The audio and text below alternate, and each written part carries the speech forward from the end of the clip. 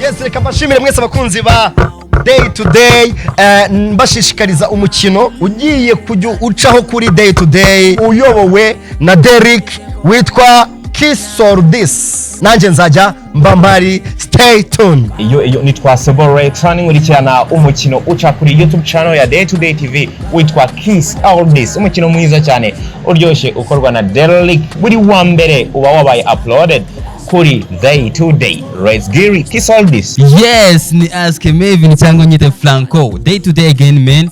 Kwa mbere tufite agashero n'umukino bita Kiss all this uzawuhabaye nanjye nzaba mpari.